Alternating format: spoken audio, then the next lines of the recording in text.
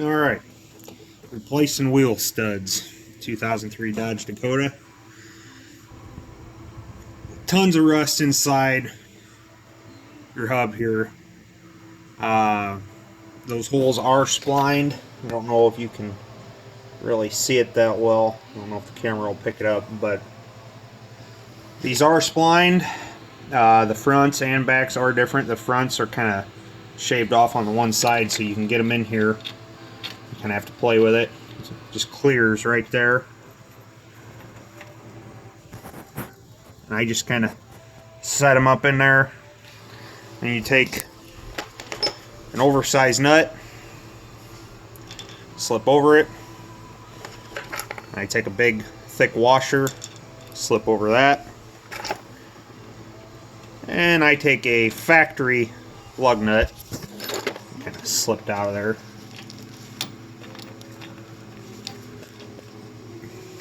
Take a factory lug nut. If you use the aftermarket chrome like that, you are bound to determine that you will not get your new stud to seat. It is a lot softer metal than what your factory is. You might end up tearing up a couple of your factory lug nuts seating your new studs. It's just kind of a toss-up on how far you can make it on one.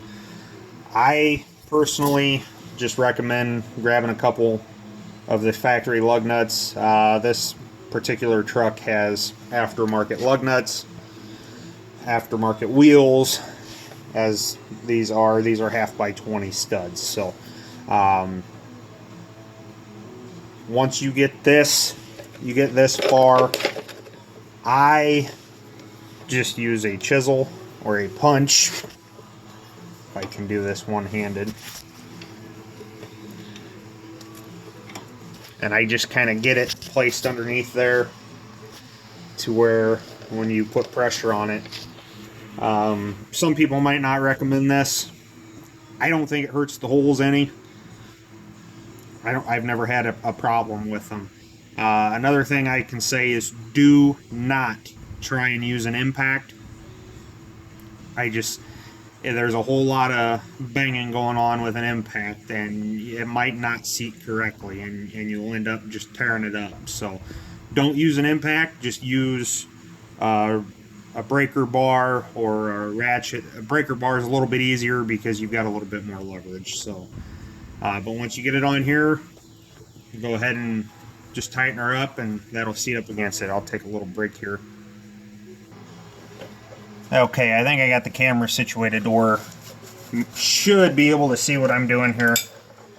I just go ahead and start with your breaker bar and kind of go a little slow at first. I mean, it is going to get tough on you.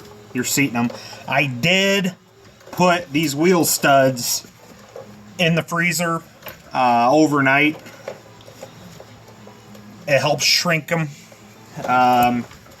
I don't recommend heating up your hub, but if you have to, you can. Just be gentle with it as far as heating it. Shrinking the wheel studs in the freezer is always been just enough for me to be able to get them to seat. So, like I said, it takes a little bit by hand, but you know for a fact that it's going to seat. You can watch it go. It's usually not too bad. I mean, depending on your leverage. I'm sitting on a creeper seat, so of course I'm rolling around a little bit, but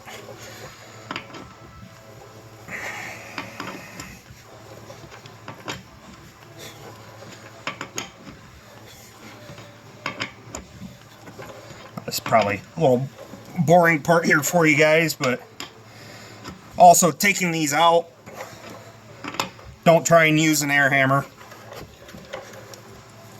No luck ever. So I just take a big hammer and give her a good whack. Well, once you get that tight, obviously it'll tighten down. Just roll it back over to where it's up against your punch, and go ahead and break your lug nut loose.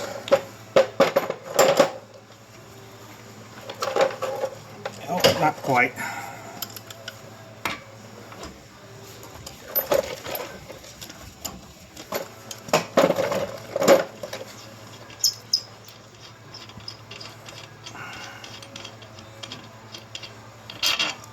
And there you are. So you look here on the back side, it's good and seated. This particular truck sat for quite a while, sitting in a grass parking spot. So all the moisture got to it, and